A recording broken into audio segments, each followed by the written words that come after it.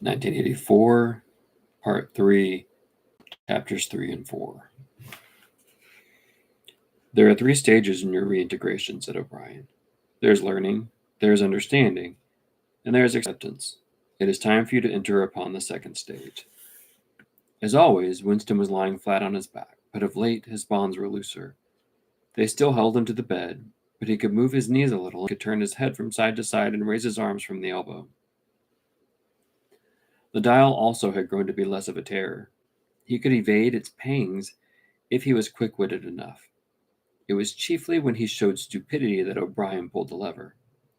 Sometimes they got through a whole session without the use of the dial.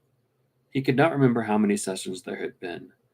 The whole process seemed to stretch out over a long, indefinite time, weeks possibly, and the intervals between the sessions might sometimes have been days, sometimes only an hour or two.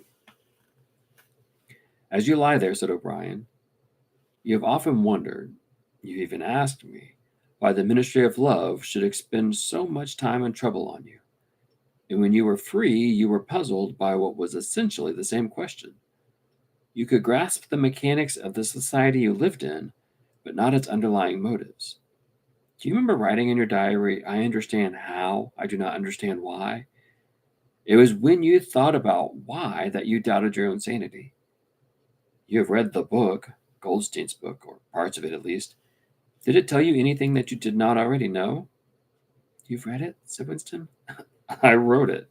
That is to say, I collaborated in writing it. No book is produced individually, as you know.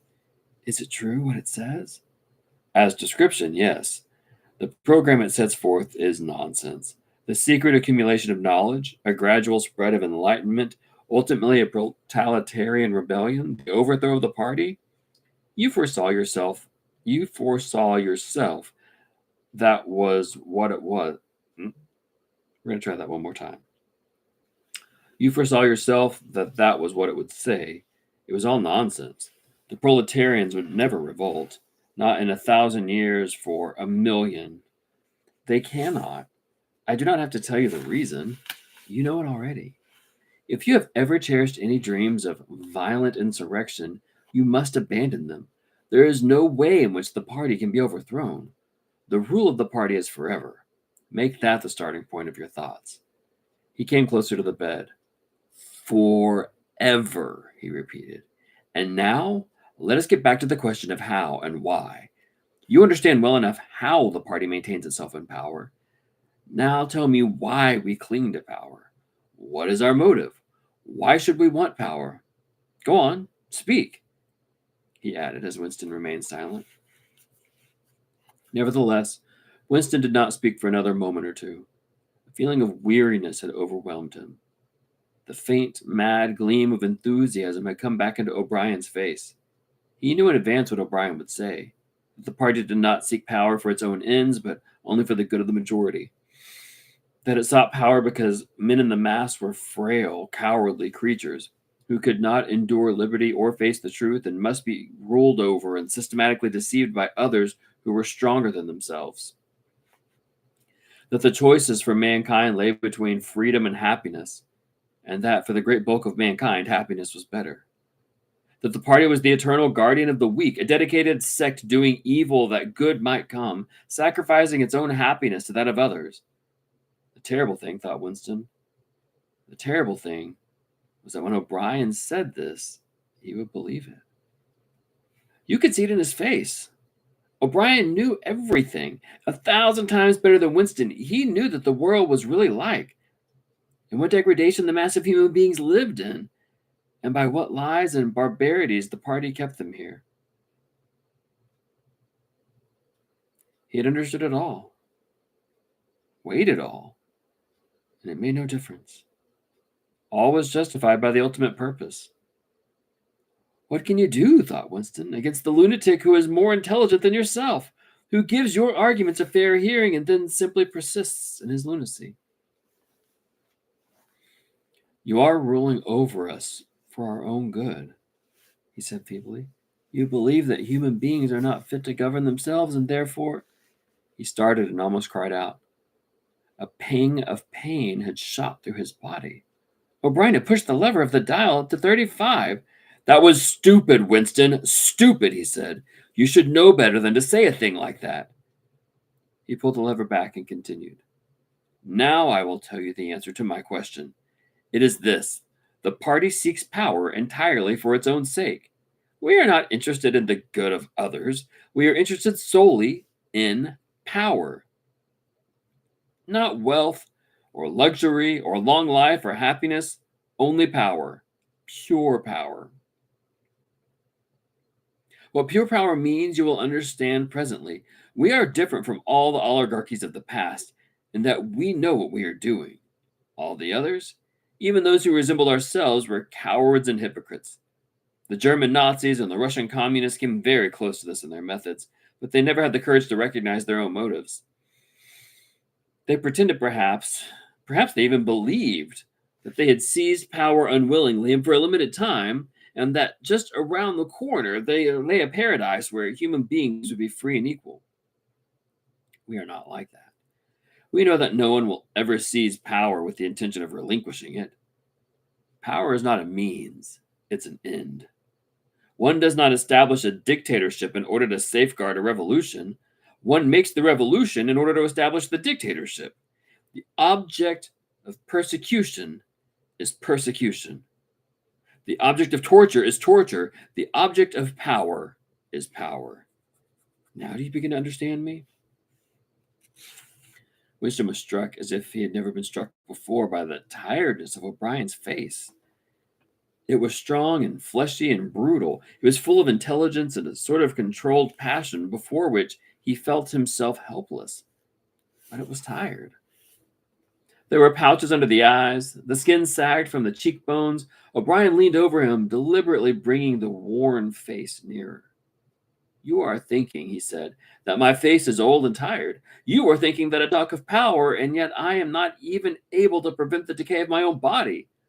Can you not understand, Winston, that the individual is only a cell? The weariness of the cell is the vigor of the organism. Do you die when you cut your fingernails? He turned away from the bed and began strolling up and down again, one hand in his pocket. We are the priests of power, he said. God is power. But at present, power is only a word so far as you are concerned. It is time for you to gather some idea of that power, what power means. The first thing you must realize is that power is collective. The individual only has power insofar as he ceases to be the individual. You know the party's slogan, freedom is slavery? Has it ever occurred to you to think that it's reversible? Slavery is freedom? Alone? Free? The human being is always defeated. It must be so. Because every human being is doomed to die, which is the greatest of all failures. But if he can make complete, utter submission, if he can escape from his identity, if he can merge himself in the party so that he is the party, then he is all powerful and immortal. The second thing for you to realize is that power is power over human beings, over the body, but overall over the mind. Power over matter, external reality, as you would call it, is not important. Already, our control over matter is absolute. For a moment, Winston ignored the dial. He made a violent effort to raise himself into a sitting position and merely succeeded in wrenching his body painfully. But how can you control matter? He burst out. You don't even control the climate of the law of gravity, and there are disease, pain, death. O'Brien silenced him with a movement of the hand. We control matter because we control the mind. Reality is inside the skull. You will learn by degrees, Winston. There is nothing that we could not do. Invisibility, levitation, anything. I could float off this floor like a soap bubble if I wished to. I do not wish to, because the party does not wish it. You must get rid of those 19th century ideas about the laws of nature. We make the laws of nature. But you do not. You are not even masters of this planet. What about Eurasia and East Asia? You've not conquered them yet. Unimportant. We shall conquer them when it suits us. And if we did not, what difference would it make? We can shut them out of existence. Oceania is the world. But the world itself is only a speck of dust, and man is tiny, helpless. How long has he been in existence? For millions of years, the earth was uninhabited. Nonsense.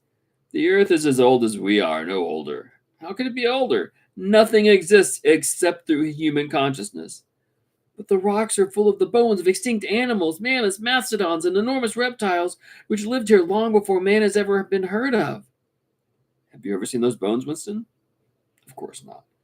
19th century biologists invented them. Before man, there was nothing. After man, if he had come to an end, there would be nothing. Outside man, there is nothing. But the whole universe is outside us. Look at the stars. Some of them are a million light years away. They are out of our reach forever. What are the stars? Said O'Brien indifferently. They're bits of fire a few kilometers away. We could reach them if we wanted to, or we could blot them out. The Earth is the center of the universe. The sun and the stars go around it. Winston made another convulsive movement. This time he did not say anything. O'Brien continued as though answering a spoken objection. For certain purposes, of course, that is not true. When we navigate the ocean, or when we predict an eclipse, we often find it convenient to assume that the Earth goes round the sun and that the stars are millions upon millions of kilometers away. But what of it? Do you suppose it is beyond us to produce a dual system of astronomy? The stars can be near or distant according to what we need them. Do you suppose our mathematicians are unequal to that? Have you forgotten doublethink? Winston shrank back upon the bed. Whatever he said, the swift answer crushed him like a bludgeon. And yet he knew. He knew that he was in the right. The belief that nothing exists outside of your own mind, surely there must be some way of demonstrating that it was false. Had it not been exposed long ago as a fallacy? There was even a name for it, which he had forgotten. A faint smile twitched the corners of O'Brien's mouth as he looked down at him. I told you, Winston, he said, that metaphysics is not your strong point. The word you're trying to think of is solipsism. But you're mistaken. This is not solipsism. Collective solipsism, if you like. But that is a different thing. In fact, the opposite thing. All this is a digression, he added in a different tone. The real power, the power we have to fight for night and day, is not power over things, but over men. He paused, and for a moment assumed again his air of a schoolmaster questioning a promising pupil. How does one man assert his power over another, Winston? Winston thought. By making him suffer, he said. Exactly. By making him suffer. Obedience is not enough. Unless he is suffering, how can you be sure he is obeying your will and not his own? Power is in inflicting pain and humiliation. Power is in tearing human minds to pieces and putting them together again in new shapes of their own choosing. Do you begin to see, then, what kind of world we are creating? It is the exact opposite of the stupid hedonistic utopias that the old reformers imagined. A world of fear and treachery and torment. A world of trampling and being trampled upon. A world which will grow not less but more merciless as it refines itself. Progress in our world would be progress toward more pain. The old civilizations claimed that they were founded on love and justice. Ours is founded upon hatred. In our world, there will be no emotions except fear, rage, triumph, and self-abasement. Everything else we shall destroy. Everything. Already we are breaking down the habits of thought which have survived from before the revolution. We have cut the links between child and parent, and between man, and between man and woman. No one dares trust a wife or a child or a friend any longer. But in the future, there will be no wives and friends. Children will be taken from their mothers at birth as one takes eggs from a hen. The sex instinct will be eradicated. Procreation will be an annual formality like the renewal of a ration card. We shall abolish orgasm. Our neurologists are at work at it now. There will be no loyalty except loyalty toward the party. There will be no love except the love of Big Brother. There will be no laughter except the laugh of triumph over a defeated enemy. There will be no art, no literature, no science. When we are omnipotent, we shall have no more need of science. There will be no distinction between beauty and ugliness. There will be no curiosity, no employment of the process of life. All competing pleasures will be destroyed, but always, do not forget this, Winston, always there will be the intoxication of power, constantly increasing and constantly growing subtler. Always, at every moment, there will be the thrill of victory, the sensation of trampling on an enemy who is helpless. If you want a picture of the future, imagine a boot stamping on a human face forever. He paused as though he expected Winston to speak. Winston had tried to shrink back into the surface of the bed again. He could not say anything. His heart seemed to be frozen. O'Brien went on. And remember that it is forever. The face will always be there to be stamped upon. The heretic, the enemy of society, will always be there so that he can be defeated and humiliated over and over again. Everything that you have undergone since you have been in our hands, all that will continue and worse. The espionage, the betrayals, the arrests, the tortures, the executions, the disappearances will never cease. It will be a world of terror as much as a world of triumph. The more the party is powerful, the less it will be tolerant. The weaker the opposition, the tighter the despotism. Goldstein and his heresies will live forever. Every day, at every moment, they will be defeated, discredited, ridiculed, spat upon, and yet they will always survive. This drama that I have played out with you during the last 7 years will be played out over and over again, generation after generation, always in subtler forms. Always we shall have the heretic here at our mercy, screaming with pain, broken up, contemptible, and in the end, utterly penitent, save for himself, crawling to our feet of his own accord. That is the world we are preparing, Winston. A world of victory after victory, triumph after triumph after triumph, an endless pressing upon the nerve of power. You are beginning, I can see, to realize that what the world will be like. But in the end, you will do more than understand it. You will accept it, welcome it, become a part of it. Winston recovered himself sufficiently to speak. You can't, he said weakly. What do you mean by that remark, Winston? You cannot create such a world as you have just described. It is a dream. It is impossible. Why? It's impossible to found a civilization of fear and hatred and cruelty. It would never endure. Why not? It would have no vitality. It would disintegrate. It would commit suicide. Nonsense. You are under the impression that hatred is more exhausting than love. Why should it be? And if it were, what difference would it make? Suppose that we choose to wear ourselves out faster. Suppose that we quicken the tempo of human life till men are senile at 30. So what difference would it make? Can you not understand that the death of the individual is not death? The party is immortal. As usual, the voice that battered Winston into helplessness. Moreover, he was in dread that if he persisted in his disagreement, O'Brien would twist the dial again. And yet he could not keep silent. Feebly, without arguments, with nothing to support him except his inarticulate horror of what O'Brien had said, he returned to the attack. I don't know. I don't care. Somehow you will fail. Something will defeat you. Life will defeat you. We control life, Winston, at all its levels. You are imagining that there is something called human nature which will be outraged by what we do and will turn against us.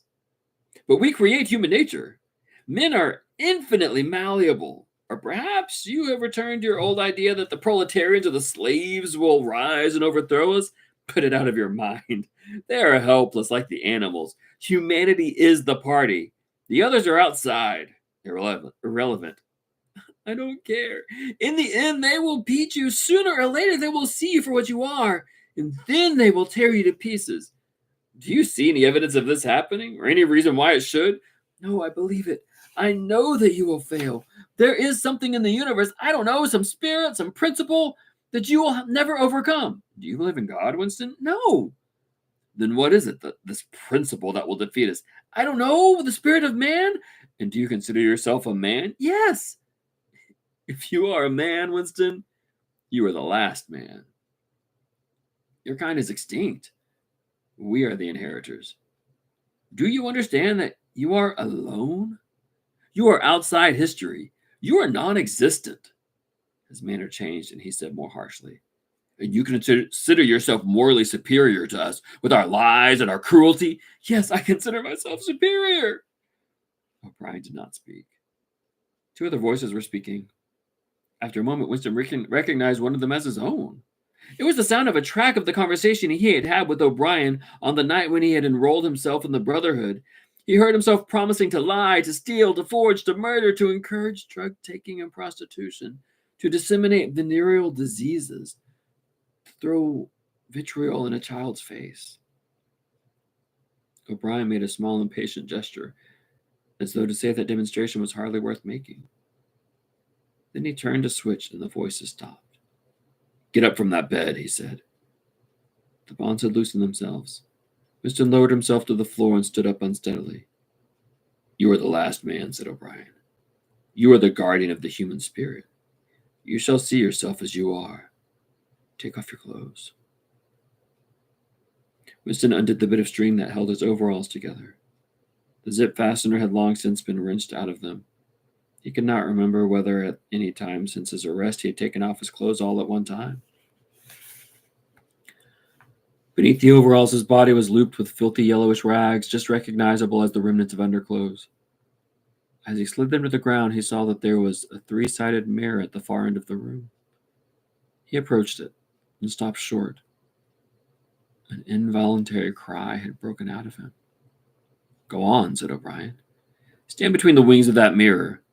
You shall see the side view as well." He had stopped because he was frightened. A bowed, gray-colored, skeleton-like thing was coming toward him. Its actual appearance was frightening, and not merely the fact that he knew it to be himself. He moved closer to the glass. The creature's face seemed to be protruded because of its bent carriage.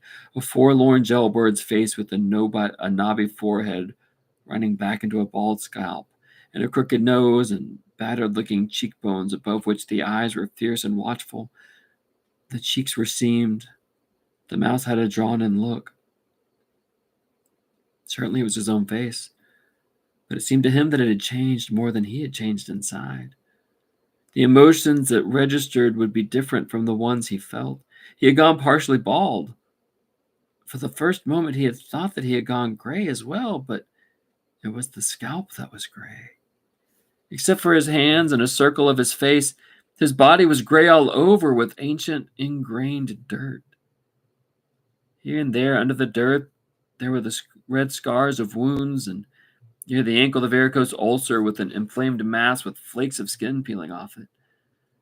But the truly frightening thing, the truly frightening thing was the emaciation of his body. The barrel of the ribs was as narrow as that of a skeleton. The legs had shrunk to that the knees were thicker than the thighs. He saw now what O'Brien had meant about seeing the side view. The curvature of the spine was astonishing. The thin shoulders were hunched forward so as to make a cavity of his chest. The scraggy neck seemed to be bending double under the weight of the skull. At a guess, he would have said that it was the body of a man of 60 suffering from some malignant disease. You have thought sometimes, said O'Brien, that my face, the face of a member of the inner party, looks old and worn. What do you think of your own face? He seized Winston's shoulder and spun him round so that he was facing him. "Look at the condition you are in," he said. "Look at this filthy grime all over your body. Look at the dirt between your toes. Look at the disgusting running sore on your leg. Do you know that you stink like a goat? Probably you have ceased to notice it. Look at your emaciation. Do you see? I can make a thumb and forefinger meet around your bicep. I could snap your neck like a carrot. Do you know that you have lost 25 kilograms since you've been in our hands? Even your hair is coming out in handfuls. Look!" He plucked at Winston's head and brought away a tuft of hair. "Open your mouth. 9, 10, 11 teeth left. How many had you when you came to us? And the few you have left are dropping out of your head. Look here." He seized one of Winston's remaining front teeth between his powerful thumb and forefinger. A twinge of pain shot through Winston's jaw. O'Brien had wrenched the loose tooth out by the roots. He tossed it across the cell. "You are rotting away," he said. "You are falling to pieces. What are you, a bag of filth? Now turn round and look at you in that mirror again. Do you see that thing facing you? That is the last man. If you are human, that is humanity. Now put your clothes on again." Winston began to dress himself with slow, stiff movements. Until now, he had not seemed to notice how thin and weak he was. Only one thought stirred in his mind, that he must have been in this place longer than he had imagined. Then suddenly, as he fixed the miserable rags around himself, a feeling of pity for his ruined body overcame him. Before he knew what he was doing, he had collapsed onto a small stool and stood beside the bed and burst into tears. He was aware of his ugliness, his gracelessness, a bundle of bones and filthy underclothes sitting weeping in the harsh white light, but he could not stop himself. O'Brien laid a hand on his shoulder, almost kindly. "It will not last forever," he said. "You can escape from it whenever you choose. Everything depends on yourself." "You did it," sobbed Winston. "You reduced me to this state." "No, Winston. You reduced yourself to it. This is what you accepted when you set yourself up against the party. It was all contained in that first act. Nothing has happened that you did not foresee." He paused and then went on. "We have beaten you, Winston. We have broken you up. You have seen what your body is like. Your mind is in the same state. I do not think there can be much pride left in you. You've been kicked and flogged and insulted. You have screamed with pain. You have rolled on the floor in your own blood and vomit. You've whimpered for mercy. You have betrayed everybody and everything. Can you think of a single degradation that has not happened to you?" Winston had stopped weeping, though the tears were still oozing out of his eyes. He looked up at O'Brien. "I have not betrayed Julia," he said. O'Brien looked down at him thoughtfully. "No," he said. "No, that is perfectly true. You have not betrayed Julia." The peculiar reverence for O'Brien, which nothing seemed able to destroy, flooded Winston's heart again. How intelligent, he thought. How intelligent. Never did O'Brien fail to understand what was said to him. Anyone else on earth would have answered promptly that he had betrayed Julia. For what was there that had not been screwed out of him under torture? He had told them everything he knew about her habits, her character, her past life. He had confessed in the most trivial detail everything that had happened at their meetings. All that he had said to her and she to him, their black market meals, their adulteries, their vague plottings against the party, everything. And yet, in the sense in which he had intended the word, he had not betrayed her. He had not stopped loving her. His feeling toward her had remained the same. O'Brien had seen what he meant without the need for explanation. "Tell me," he said, "how soon will they shoot me?" "Might be a long time," said O'Brien. "You're a difficult case. But don't give up hope. Everything is cured sooner or later. In the end, we shall shoot you." Chapter 4. He was much better. He was growing fatter and stronger every day, if it was the proper way to speak of days. The white light and the humming sound were the same as ever, but the cell was a little more comfortable than the others he had been in. There was a pillow and a mattress on the plank bed and a stool to sit on. They had given him a bath, and they had allowed him to wash himself fairly frequently in a tin basin. They even gave him warm water to wash with. They had given him new underclothes and a clean suit of overalls. They had dressed his varicose ulcer with soothing ointment. They had pulled out the remnants of his teeth and given him a new set of dentures. Weeks or months must have passed. It would have been possible now to keep count on the passage of time if he had any interest in doing so, since he was being fed at what appeared to be regular intervals. He was getting, he judged, 3 meals in the 24 hours. Sometimes he wondered dimly whether he was getting them by day or by night. The food was surprisingly good, with meat at every third meal. Once there was even a packet of cigarettes. He had no matches, but the never-speaking guard who brought his food would give him a light.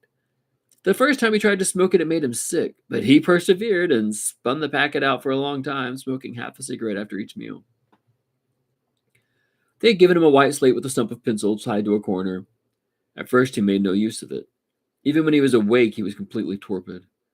Often he would lie from one meal to the next, almost without stirring, sometimes asleep, sometimes waking into vague reveries in which it was too much trouble to open his eyes. He had long grown used to sleeping with a strong light on his face. It seemed to make no difference, except that one's dreams were more coherent. He dreamed a great deal all through this time, and they were always happy dreams.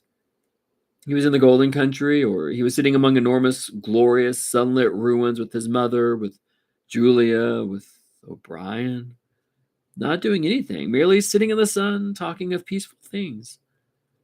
Such thoughts as he had when he was awake were mostly about his dreams. He seemed to have lost the power of intellectual effort now that the stimulus of pain had been removed. He was not bored.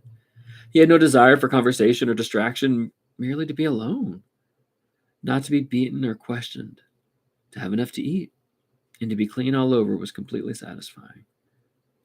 By degrees, he came to spend less time in sleep, but he still felt no impulse to get off the bed. All he cared for was to lie quiet and feel the strength gathering in his body.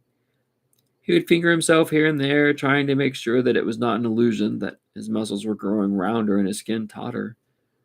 Finally, it was established beyond a doubt that he was growing fatter. His thighs were now definitely thicker than his knees.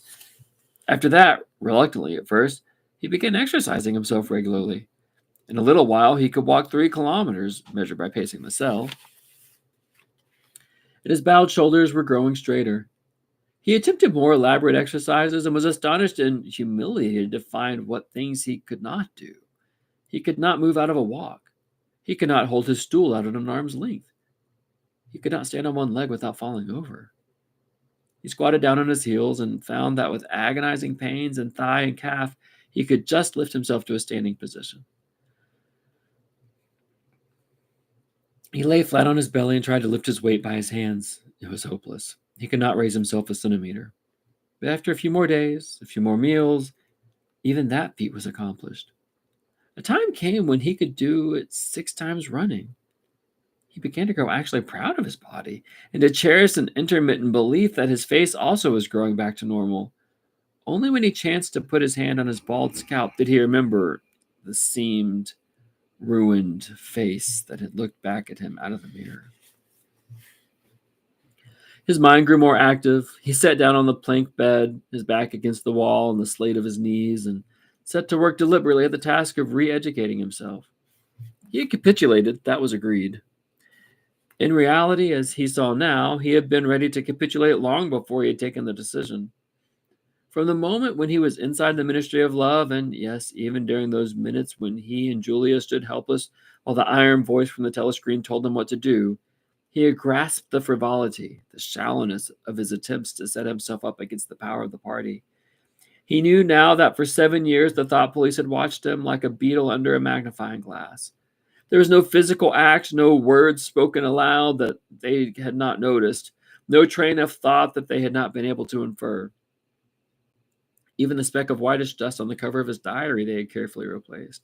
They had played soundtracks to him, shown him photographs. Some of them were photographs of Julie and himself. Yes, even he could not fight against the party any longer.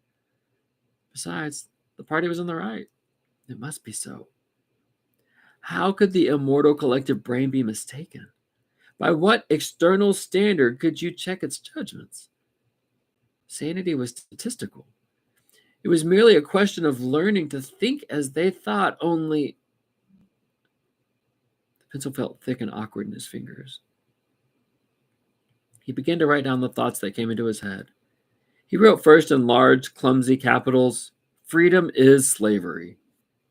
Then, almost without a pause, he wrote beneath it, "2 and 2 make 5." But then there came a sort of check. His mind, as though shying away from something, seemed unable to concentrate. He knew what came next, but for the moment he could not recall it. When he did recall it, it was only by consciously reasoning out what it must be. It did not come of its own accord. He wrote, "God is power." He had accepted everything. The past was alterable. The past never had been altered. Oceania was at war with East Asia. Oceania had always been at war with East Asia. Jones, Aronson, and Rutherford were guilty of the crimes they were charged with. He had never seen the photograph that disproved their guilt. It had never existed. He had invented it. He remembered remembering contrary things, but those were false memories, products of self-deception. How easy it all was. Only surrender and everything else followed. It was like swimming against a current that swept you backwards, however hard you struggled, and then suddenly deciding to turn around and go. and go with the current instead of opposing it. Nothing had changed except your own attitude, and the predestined thing happened in any case. He hardly knew why he had rebelled. Everything was easy except anything could be true. The so-called laws of nature were nonsense. The law of gravity was nonsense. If I wished, said O'Brien, I could float off this floor like a soap bubble. Winston worked it out. If he thinks he floats off the floor, and I simultaneously think I see him do it, then the thing happens. Suddenly, like a lump of submerged wreckage breaking the surface of water, the thought burst into his mind. It doesn't really happen. We imagined it. It's a hallucination. He pushed the thought under instantly. The fallacy was obvious. It presupposed that somewhere or other outside oneself there was a real world where real things happen. But how could there be such a world? What knowledge have we of anything save through our own minds? All happenings are in the mind. Whatever happens in all minds truly happens. He had no difficulty of disposing of the fallacy, and he was in no danger of succumbing to it. He realized, nevertheless, that it ought never to have occurred to him. The mind should develop a blind spot whenever a dangerous thought presented itself. The process should be automatic, instinctive. Crime stop, they called it in Newspeak. He set to work to exercise himself in Crime Stop. He presented himself with propositions. The party says the earth is flat.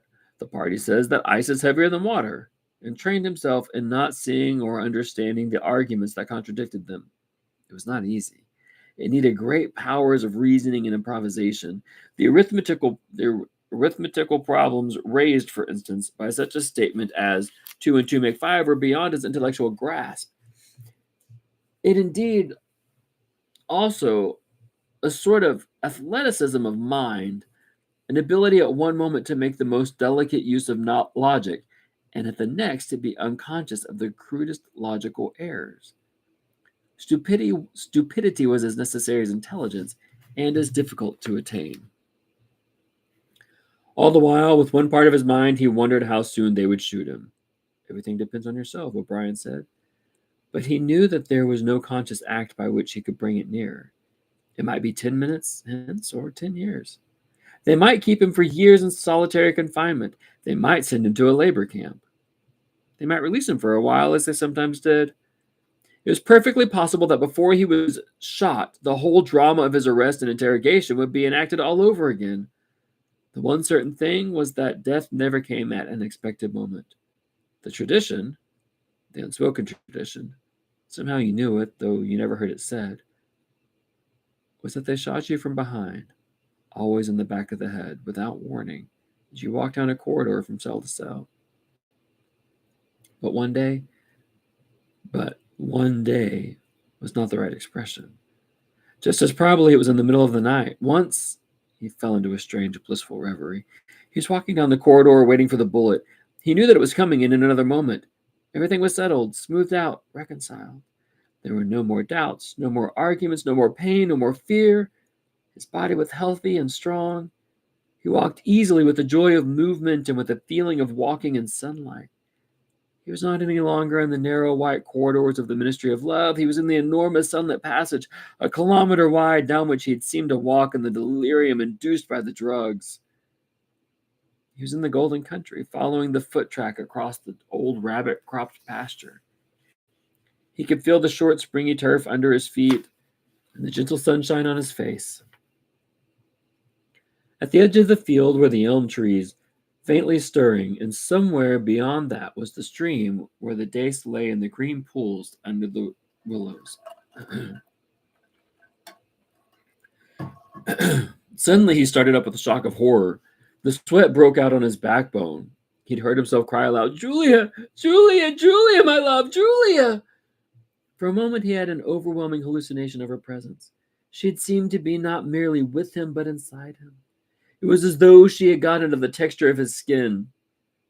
In that moment, he had loved her far more than he had ever done when they were together and free. Also, he knew that somewhere or other she was still alive and needed his help. He lay back on the bed and tried to compose himself. What had he done? How many years had he added to the servitude by this moment of weakness? In another moment, he would hear the tramp of boots outside. They would not let such an outburst go unpunished. They would know now, if they had not known before, that he was breaking the agreement he had made with them. He obeyed the party, but he still hated the party. In the old days, he had hidden a heretical mind beneath an appearance of conformity. Now he had retreated a step further. In the mind, he had surrendered, but he had hoped to keep the inner heart inviolate. He knew that he was in the wrong, and he preferred to be in the wrong. They would understand that. O'Brien would understand. It was all confessed in that single foolish cry. He would have to start all over again. It might take years. He ran a hand over his face, trying to familiarize himself with the new shape. There were deep furrows in the cheeks. The cheekbones felt sharp. The nose flattened. Besides, since last seeing himself in the glass, he had been given a complete new set of teeth.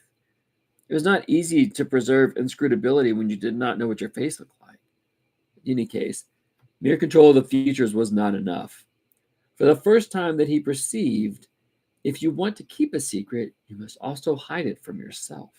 You must know that all the while that it's there, but until it is needed, you must never let it emerge from your consciousness in any shape that can be given a name. From now onwards, you must not only think right, you must feel right, dream right. And all the while, he must keep his hatred locked up inside him like a ball of matter which was part of himself and yet unconnected with the rest of him. A kind of cyst. One day they would decide to shoot him. You could not tell when it would happen, but a few seconds beforehand, it should be possible to guess. It was always from behind, walking down a corridor. 10 seconds would be enough. And that time the world inside him could turn over, and then suddenly, without a word uttered, without a check in the step, without the changing of a line in his face, suddenly the camouflage would be down, and bang would go the batteries of the hatred. Hatred would fill him like an enormous roaring flame. And almost in the same instant, bang would go the bullet. Too late or too early. They would have blown his brains to pieces before they could proclaim it. The heretical thought would be unpunished, unrepented, out of their reach forever. They would have blown a hole in their own perfection. To die hating them, that was freedom. He shut his eyes. It was more difficult than accepting an intellectual discipline. It was a question of degrading himself, mutilating himself. He had got to plunge into the filthiest of the filth. What was the most horrible, sickening thing of all? He thought of Big Brother. The erroneous face, because of constantly seeing it on posters, he always thought of it as a meter wide. With its heavy black mustache and the eyes that followed you to and fro, seemed to float into his mind of its own accord. What were his true feelings of Big Brother? There was a heavy tramp of boots in the passage. The steel door swung open with a clang. O'Brien walked into the cell. Behind him were were the waxen-faced officer and the black uniformed guards. "Get up," said O'Brien. "Come here." Winston stood up opposite him. O'Brien took Winston's shoulders between his strong hands and looked at him closely. "You have had thoughts of deceiving me," he said. "That was stupid. Stand up straighter. Look me in the face." He paused and went on in a gentler tone. "You are improving. Intellectually, there is very little wrong with you. It is only emotionally that you have failed to make progress. Tell me, Winston. Remember, no lies. You know that I am always able to detect a lie. Tell me, what are your true feelings toward Big Brother?" "I hate him." "You hate him. Good. The time has come for you to take the last step. You must love Big Brother. It is not enough to obey him. You must love him." He released Winston with a little push toward the guards. "Room 101, he said. Y'all, I'm just going to say, chapter 5, the next chapter, haunting. It's chilling. So heads up for that. The psychological torture goes even deeper throughout these chapters 3 and 4. When O'Brien straight up says there's 3 stages of reintegration: learning, understanding, and acceptance. To me, what is most chilling in chapter 3 is when he forces Winston to strip naked and stand in front of the mirror and look at the shell of a creature that he has become. And then O'Brien goes into such detail in this destroying and rebuilding, and again, the psychological torture is just so deep and so intense. He's telling Winston, "You are the last man, you are the last of humanity, and we will destroy you." And then chapter 4 goes into a lot of what's going on inside Winston's head as he's starting to recover and grow back strength. And then he has this slip, this moment where through his words he's betrayed Julia, but in his heart he loves her. But he realizes that if he can go through doublethink so intensely that he has convinced himself that he doesn't hate Big Brother, but in the moments right before he's shot, when he hears the gun fire, and that's 10 seconds, if he can turn the devotion to hatred, he will have died hating Big Brother, and thus he will have won. And then we end with the dread of room 101. So be prepared for that when we get to chapter 5.